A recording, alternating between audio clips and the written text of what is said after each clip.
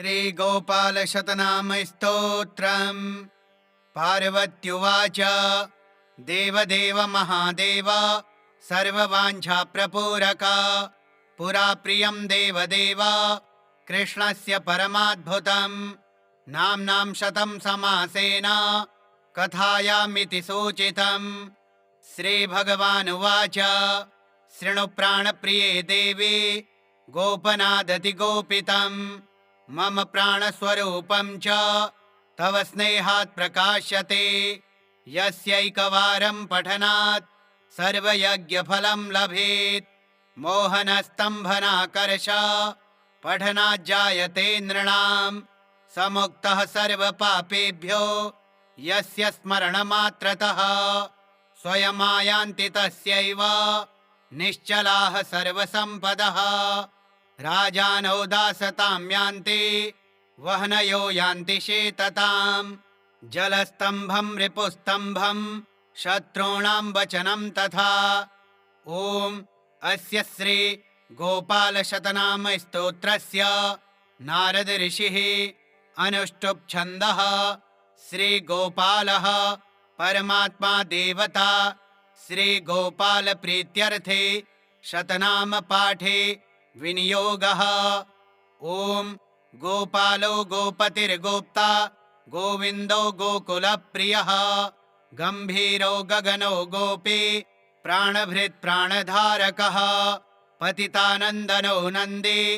नन्दीशः कंससूदनः नारायणो नरत्राता नरकार्णवतारकः नवनीतप्रियो नेता नवीनघनसुन्दरः नवबालकवात्सल्यो ललितानन्दतत्परः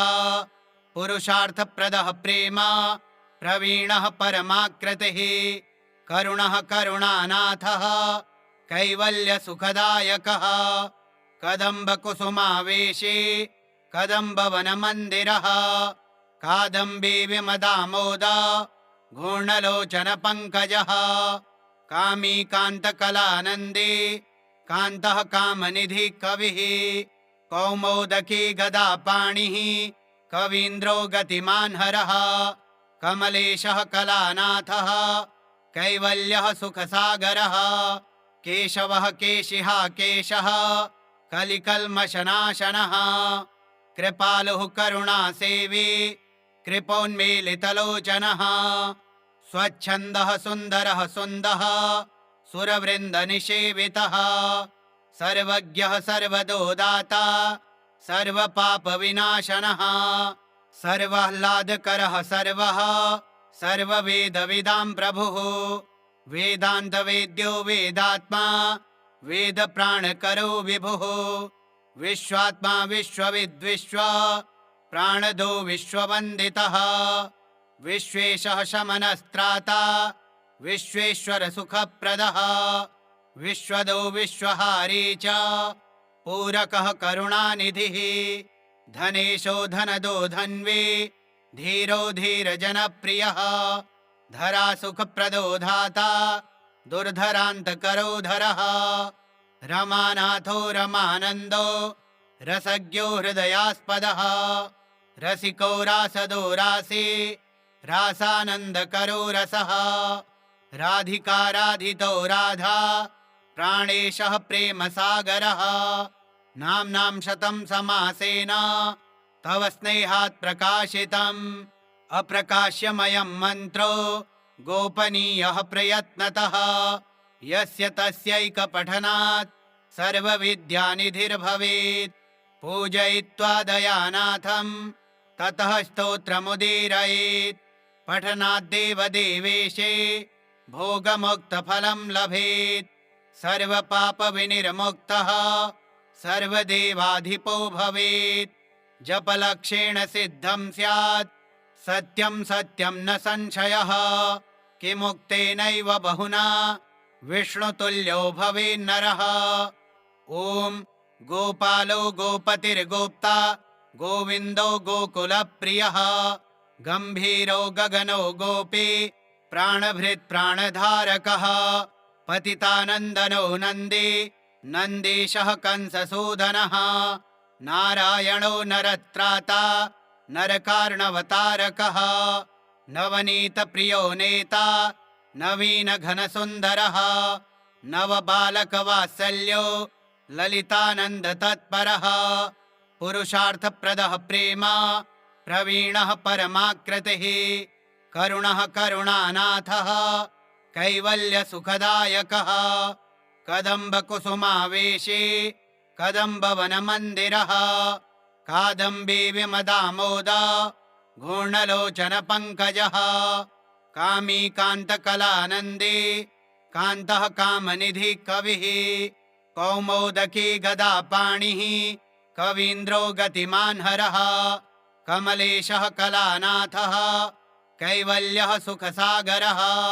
केशवः केशिः केशः कलिकल्मषनाशनः कृपालुः करुणासेवी कृपोन्मीलितलोचनः स्वच्छन्दः सुन्दरः सुन्दः सुरवृन्दनिषेवितः सर्वज्ञः सर्वदोदाता सर्वपापविनाशनः सर्वाह्लादकरः सर्वः सर्ववेदविदां प्रभुः वेदान्तवेद्यो वेदात्मा वेदप्राणकरो विभुः विश्वात्मा विश्वविद्विश्व प्राणदो विश्ववन्दितः विश्वेशः शमनस्त्राता विश्वेश्वरसुखप्रदः विश्वदो विश्वहारी च पूरकः करुणानिधिः धनेशो धनदो धन्वी धीरो धीरजनप्रियः धरासुखप्रदो धाता दुर्धरान्तकरो धरः रमानाथो रमानन्दो रसज्ञो हृदयास्पदः रसिको रासदो रासी रासानन्दकरो रसः राधिका राधितो राधा प्राणेशः प्रेमसागरः नाम्नां शतं समासेन तव स्नेहात् प्रकाशितम् अप्रकाश्यमयं मन्त्रो गोपनीयः प्रयत्नतः यस्य तस्यैकपठनात् सर्वविद्यानिधिर्भवेत् पूजयित्वा दयानाथं ततः स्तोत्रमुदीरयेत् पठनाद्देवदेवेशे भोगमुक्तफलं लभेत् सर्वपापविनिर्मुक्तः सर्वदेवाधिपो भवेत् जपलक्षेण सिद्धं स्यात् सत्यं सत्यं न संशयः किमुक्तेनैव बहुना विष्णुतुल्यो भवेन्नरः ॐ गोपालो गोपतिर्गोप्ता गोविन्दो गोकुलप्रियः गम्भीरो गगनो गोपी प्राणभृत् प्राणधारकः पतितानन्दनो नन्दी नन्दीशः कंससूदनः नारायणो नरत्राता नरकार्णवतारकः नवनीतप्रियो नेता नवीनघनसुन्दरः नवबालकवात्सल्यो ललितानन्दतत्परः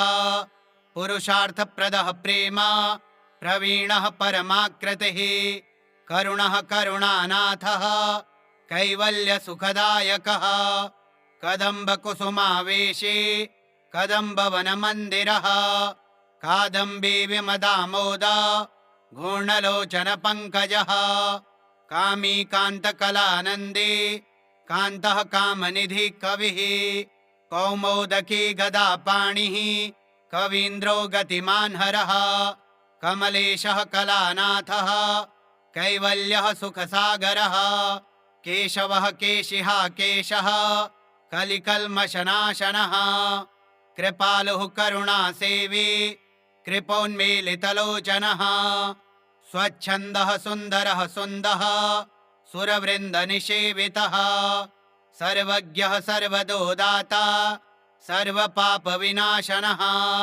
सर्वाह्लादकरः सर्वः सर्ववेदविदां प्रभुः वेदान्तवेद्यो वेदात्मा वेदप्राणकरो विभुः विश्वात्मा विश्वविद्विश्व प्राणदो विश्ववन्दितः विश्वेशः शमनस्त्राता विश्वेश्वरसुखप्रदः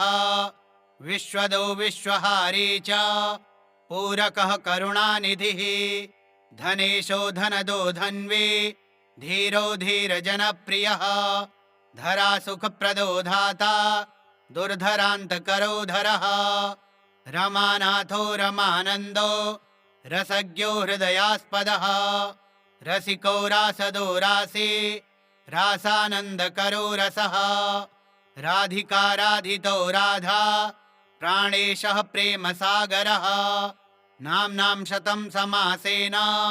तव स्नेहात् प्रकाशितम् अप्रकाश्यमयं मन्त्रो गोपनीयः प्रयत्नतः यस्य तस्यैकपठनात् सर्वविद्यानिधिर्भवेत् पूजयित्वा दयानाथं ततः स्तोत्रमुदीरयेत् पठनाद्देवदेवेशे भोगमुक्तफलं लभेत् सर्वपापविनिर्मुक्तः सर्वदेवाधिपो भवेत् जपलक्षेण सिद्धं स्यात् सत्यं सत्यं न संशयः किमुक्तेनैव बहुना विष्णुतुल्यो भवेन्नरः ॐ गोपालो गोपतिर्गोप्ता गोविन्दो गोकुलप्रियः गम्भीरो गगनो गोपी प्राणभृत् प्राणधारकः पतितानन्दनो नन्दी नन्दीशः कंससूदनः नारायणो नरत्राता नरकार्णवतारकः नवनीतप्रियो नेता नवीनघनसुन्दरः नवबालकवात्सल्यो ललितानन्दतत्परः पुरुषार्थप्रदः प्रेम प्रवीणः परमाकृतिः करुणः करुणानाथः कैवल्यसुखदायकः कदम्बकुसुमावेशे कदम्बवनमन्दिरः कादम्बी विमदामोद घूर्णलोचनपङ्कजः कामी कान्तकलानन्दे कान्तः कामनिधिः कविः कौमोदकी गदापाणिः कवीन्द्रो गतिमान् हरः कमलेशः कलानाथः कैवल्यः सुखसागरः केशवः केशिः केशः कलिकल्मषनाशनः कृपालुः करुणासेवी कृपोन्मीलितलोचनः स्वच्छन्दः सुन्दरः सुन्दः सुरवृन्दनिषेवितः सर्वज्ञः सर्वदो दाता सर्वपापविनाशनः सर्वाह्लादकरः सर्वः सर्ववेदविदां प्रभुः वेदान्तवेद्यो वेदात्मा वेदप्राणकरो विभुः विश्वात्मा विश्वविद्विश्व प्राणदो विश्ववन्दितः विश्वेशः शमनस्त्राता विश्वेश्वरसुखप्रदः विश्वदो विश्वहारी च पूरकः करुणानिधिः धनेशो धनदो धन्वी धीरो धीरजनप्रियः धरासुखप्रदो धाता दुर्धरान्तकरो धरः रमानाथो रमानन्दो रसज्ञो हृदयास्पदः रसिको रासदो रासे रासानन्दकरो रसः राधिका राधितो राधा प्राणेशः प्रेमसागरः नाम्नां शतं समासेन तव स्नेहात् प्रकाशितम् अप्रकाश्यमयं मन्त्रो गोपनीयः प्रयत्नतः यस्य तस्यैकपठनात् सर्वविद्यानिधिर्भवेत् पूजयित्वा दयानाथं ततः स्तोत्रमुदीरयेत् पठनाद्देवदेवेशे भोगमुक्तफलं लभेत् सर्वपापविनिर्मुक्तः सर्वदेवाधिपो भवेत् जपलक्षेण सिद्धं स्यात् सत्यं सत्यं न संशयः किमुक्तेनैव बहुना विष्णुतुल्यो भवेन्नरः ॐ गोपालो गोपतिर्गोप्ता गोविन्दो गोकुलप्रियः गम्भीरो गगनो गोपी प्राणभृत् प्राणधारकः पतितानन्दनो नन्दी नन्दीशः कंससूदनः नारायणो नरत्राता नरकार्णवतारकः नवनीतप्रियो नेता नवीनघनसुन्दरः नवबालकवात्सल्यो ललितानन्दतत्परः पुरुषार्थप्रदः प्रेम प्रवीणः परमाकृतिः करुणः करुणानाथः कैवल्यसुखदायकः कदम्बकुसुमावेशे कदम्बवनमन्दिरः कादम्बी विमदामोद घूर्णलोचनपङ्कजः कामी कान्तकलानन्दे कान्तः कामनिधिः कविः कौमोदकी गदापाणिः कवीन्द्रो गतिमान् हरः कमलेशः कलानाथः कैवल्यः सुखसागरः केशवः केशिः केशः कलिकल्मषनाशनः कृपालुः करुणासेवी कृपोन्मीलितलोचनः स्वच्छन्दः सुन्दरः सुन्दः सुरवृन्दनिषेवितः सर्वज्ञः सर्वदोदाता सर्वपापविनाशनः सर्वाह्लादकरः सर्वः सर्ववेदविदां प्रभुः वेदान्तवेद्यो वेदात्मा वेदप्राणकरो विभुः विश्वात्मा विश्वविद्विश्व प्राणदो विश्ववन्दितः विश्वेशः शमनस्त्राता विश्वेश्वरसुखप्रदः विश्वदो विश्वहारी च पूरकः करुणानिधिः धनेशो धनदो धन्वी धीरो धीरजनप्रियः धरासुखप्रदो धाता दुर्धरान्तकरो धरः रमानाथो रमानन्दो रसज्ञो हृदयास्पदः रसिको रासदो रासी रासानन्दकरो रसः राधिका राधितो राधा प्राणेशः प्रेमसागरः नाम्नां शतं समासेन तव स्नेहात् प्रकाशितम् अप्रकाश्यमयं मन्त्रो गोपनीयः प्रयत्नतः यस्य तस्यैकपठनात् सर्वविद्यानिधिर्भवेत् पूजयित्वा दयानाथं ततः स्तोत्रमुदीरयेत् पठनाद्देवदेवेशे भोगमुक्तफलं लभेत् सर्वपापविनिर्मुक्तः सर्वदेवाधिपो भवेत् जपलक्षेण सिद्धं स्यात् सत्यं सत्यं न संशयः किमुक्तेनैव बहुना विष्णुतुल्यो भवेन्नरः ॐ गोपालो गोपतिर्गोप्ता गोविन्दो गोकुलप्रियः गम्भीरो गगनो गोपी प्राणभृत् प्राणधारकः पतितानन्दनो नन्दी नन्दीशः कंससूदनः नारायणो नरत्राता नरकार्णवतारकः नवनीतप्रियो नेता नवीनघनसुन्दरः नवबालकवात्सल्यो ललितानन्दतत्परः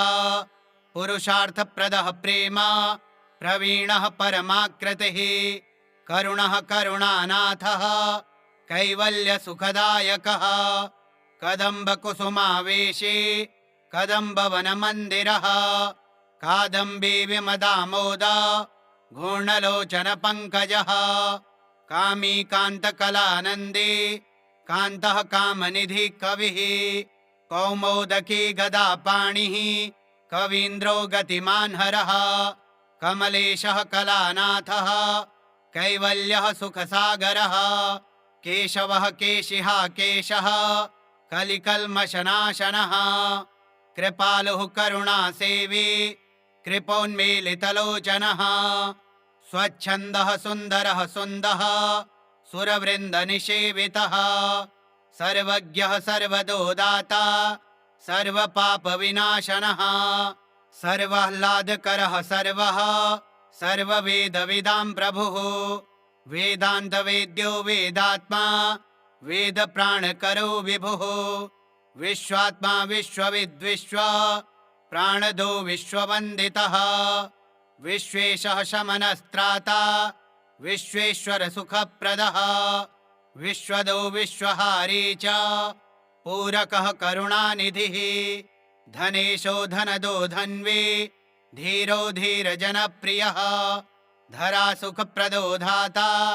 दुर्धरान्तकरो धरः रमानाथो रमानन्दो रसज्ञो हृदयास्पदः रसिको रासदो रासी रासानन्दकरो रसः राधिका राधितो राधा प्राणेशः प्रेमसागरः नाम्नां शतं समासेन तव स्नेहात् प्रकाशितम् अप्रकाश्यमयं मन्त्रो गोपनीयः प्रयत्नतः यस्य तस्यैकपठनात् सर्वविद्यानिधिर्भवेत् पूजयित्वा दयानाथं ततः स्तोत्रमुदीरयेत् पठनाद्देवदेवेशे भोगमुक्तफलं लभेत् सर्वपापविनिर्मुक्तः सर्वदेवाधिपो भवेत् जपलक्षेण सिद्धं स्यात् सत्यं सत्यं न संशयः किमुक्तेनैव बहुना विष्णुतुल्यो भवेन्नरः ॐ गोपालो गोपतिर्गोप्ता गोविन्दो गोकुलप्रियः गम्भीरो गगनो गोपी प्राणभृत् प्राणधारकः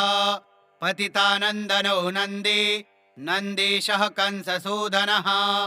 नारायणो नरत्राता नरकार्णवतारकः नवनीतप्रियो नेता नवीनघनसुन्दरः नवबालकवात्सल्यो ललितानन्दतत्परः पुरुषार्थप्रदः प्रेम प्रवीणः परमाकृतिः करुणः करुणानाथः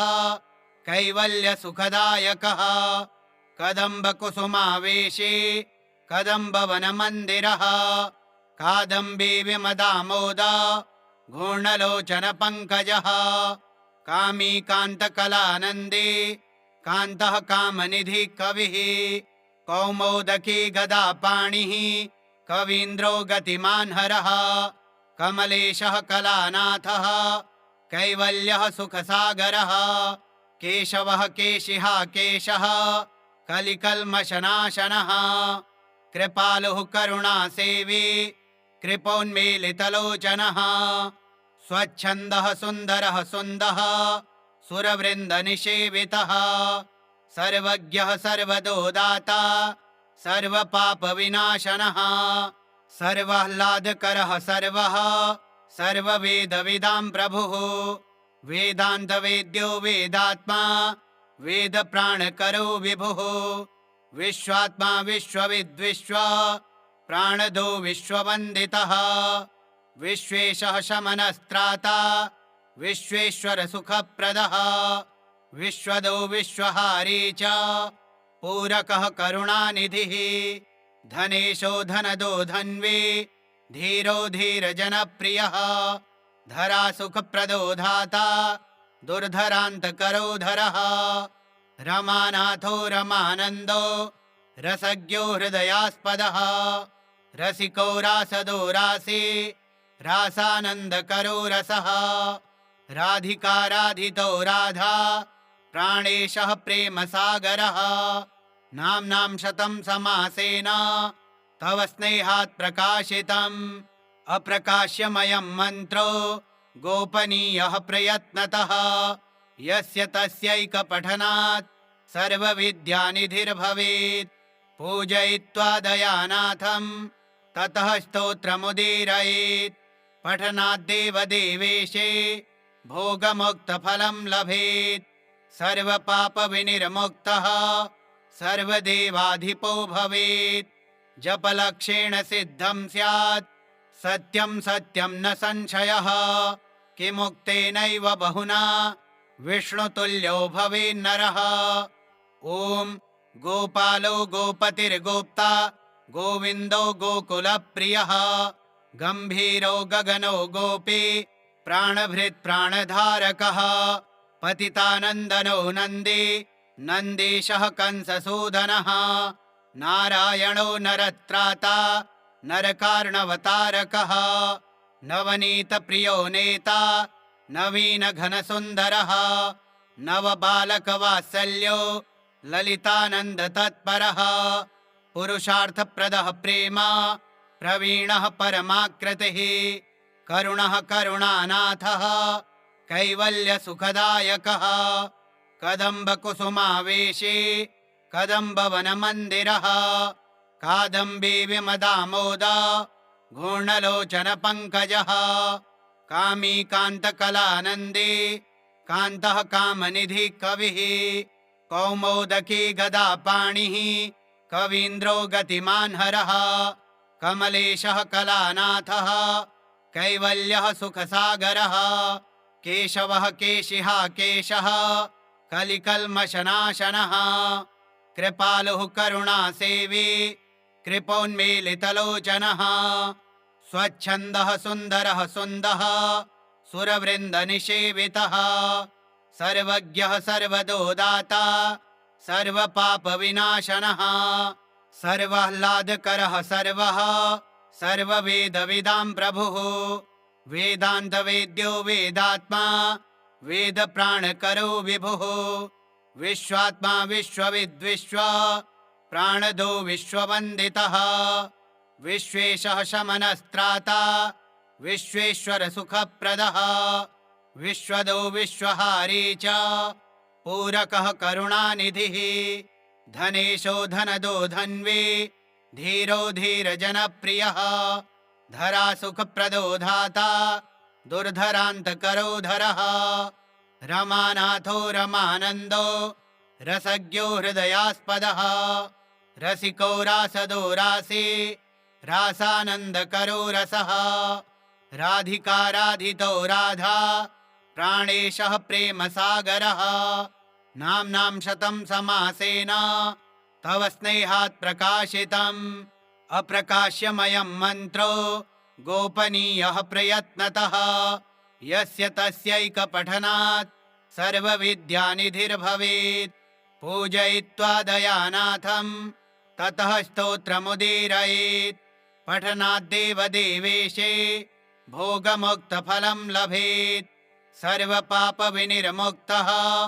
सर्वदेवाधिपो भवेत् जपलक्षेण सिद्धं स्यात् सत्यं सत्यं न संशयः किमुक्तेनैव बहुना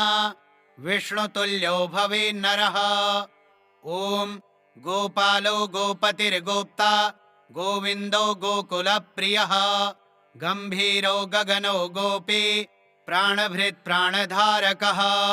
पतितानन्दनो नन्दी नन्दीशः कंससूदनः नारायणो नरत्राता नरकार्णवतारकः नवनीतप्रियो नेता नवीनघनसुन्दरः नवबालकवात्सल्यो ललितानन्दतत्परः पुरुषार्थप्रदः प्रेम प्रवीणः परमाकृतिः करुणः करुणानाथः कैवल्यसुखदायकः कदम्बकुसुमावेशी कदम्बवनमन्दिरः कादम्बी विमदामोद घूर्णलोचनपङ्कजः कामी कान्तकलानन्दी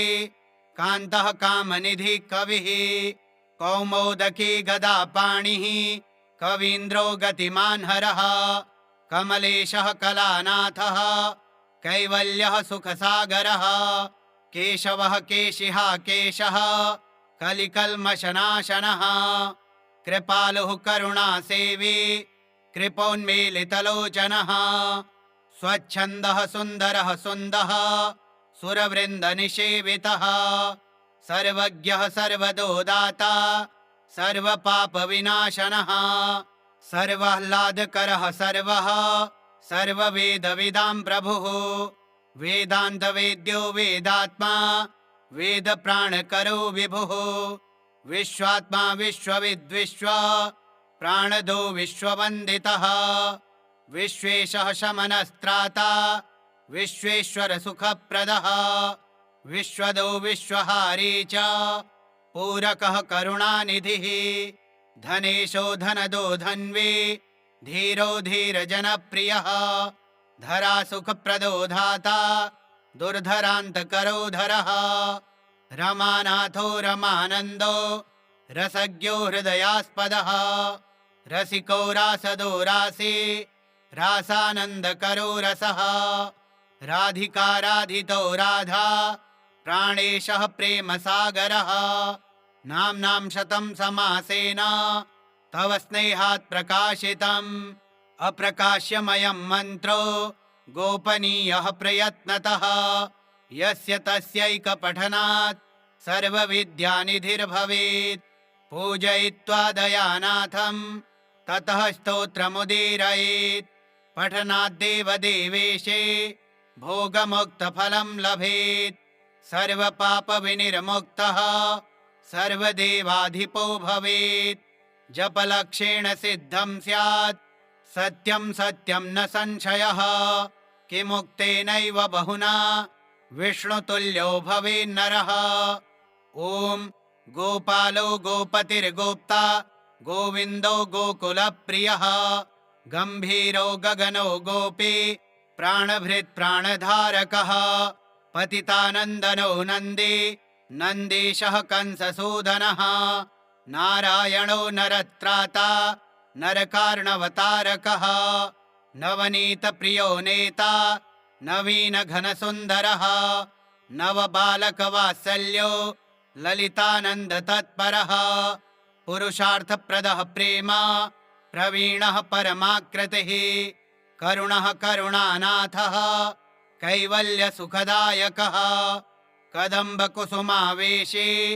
कदम्बवनमन्दिरः कादम्बी विमदामोद घूर्णलोचनपङ्कजः कामी कान्तकलानन्दी कान्तः कामनिधिः कविः कौमोदकी गदापाणिः कवीन्द्रो गतिमान् हरः कमलेशः कलानाथः कैवल्यः सुखसागरः केशवः केशिहा केशः कलिकल्मषनाशनः कृपालुः करुणासेवी कृपोन्मीलितलोचनः स्वच्छन्दः सुन्दरः सुन्दः सुरवृन्दनिषेवितः सर्वज्ञः सर्वदो दाता सर्वपापविनाशनः सर्वाह्लादकरः सर्वः सर्ववेदविदां प्रभुः वेदान्तवेद्यो वेदात्मा वेदप्राणकरो विभुः विश्वात्मा विश्वविद्विश्व प्राणदो विश्ववन्दितः विश्वेशः शमनस्त्राता विश्वेश्वरसुखप्रदः विश्वदो विश्वहारी च पूरकः करुणानिधिः धनेशो धनदो धन्वी धीरो धीरजनप्रियः धरासुखप्रदो धाता दुर्धरान्तकरो धरः रमानाथो रमानन्दो रसज्ञो हृदयास्पदः रसिको रासदो रासी रासानन्दकरो रसः राधिका राधितो राधा प्राणेशः प्रेमसागरः नाम्नां शतं समासेन तव स्नेहात् प्रकाशितम् अप्रकाश्यमयं मन्त्रो गोपनीयः प्रयत्नतः यस्य तस्यैकपठनात् सर्वविद्यानिधिर्भवेत् पूजयित्वा दयानाथं ततः स्तोत्रमुदीरयेत् पठनाद्देवदेवेशे भोगमुक्तफलं लभेत् सर्वपापविनिर्मुक्तः सर्वदेवाधिपो भवेत् जपलक्षेण सिद्धं स्यात् सत्यं सत्यं न संशयः किमुक्तेनैव बहुना विष्णुतुल्यो भवेन्नरः ॐ गोपालो गोपतिर्गोप्ता गोविन्दो गोकुलप्रियः गम्भीरो गगनो गोपी प्राणभृत् प्राणधारकः पतितानन्दनो नन्दी नन्दीशः कंससूदनः नारायणो नरत्राता नरकार्णवतारकः नवनीतप्रियो नेता नवीनघनसुन्दरः नवबालकवात्सल्यो ललितानन्दतत्परः पुरुषार्थप्रदः प्रेम प्रवीणः परमाकृतिः करुणः करुणानाथः कैवल्यसुखदायकः कदम्बकुसुमावेशे कदम्बवनमन्दिरः कादम्बी विमदामोद घूर्णलोचनपङ्कजः कामी कान्तकलानन्दी कान्तः कामनिधिः कविः कौमोदकी गदापाणिः कवीन्द्रो गतिमान् हरः कमलेशः कलानाथः कैवल्यः सुखसागरः केशवः केशिहा केशः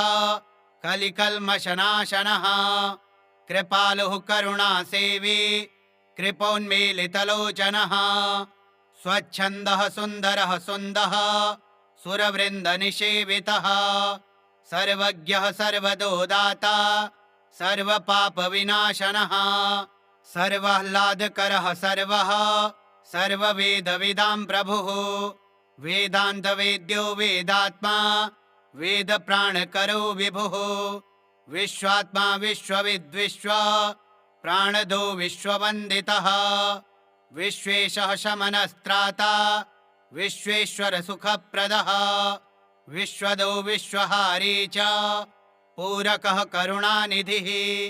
धनेशो धनदो धन्वी धीरो धीरजनप्रियः धरासुखप्रदो धाता दुर्धरान्तकरो धरः रमानाथो रमानन्दो रसज्ञो हृदयास्पदः रसिको रासदो रासी रासानन्दकरो रसः राधिका राधितो राधा प्राणेशः प्रेमसागरः नाम्नां शतं समासेन तव स्नेहात् प्रकाशितम् अप्रकाश्यमयं मन्त्रो गोपनीयः प्रयत्नतः यस्य तस्यैकपठनात् सर्वविद्यानिधिर्भवेत् पूजयित्वा दयानाथं ततः स्तोत्रमुदीरयेत् पठनाद्देवदेवेशे भोगमुक्तफलं लभेत् सर्वपापविनिर्मुक्तः सर्वदेवाधिपो भवेत् जपलक्षेण सिद्धं स्यात् सत्यं सत्यं न संशयः किमुक्तेनैव बहुना विष्णुतुल्यो भवेन्नरः श्रीहरगौरी संवादे श्रीगोपालशतनाम स्तोत्रम् श्रीगोपालार्पणमस्तु। ओं श्रीगोपालाय नमः।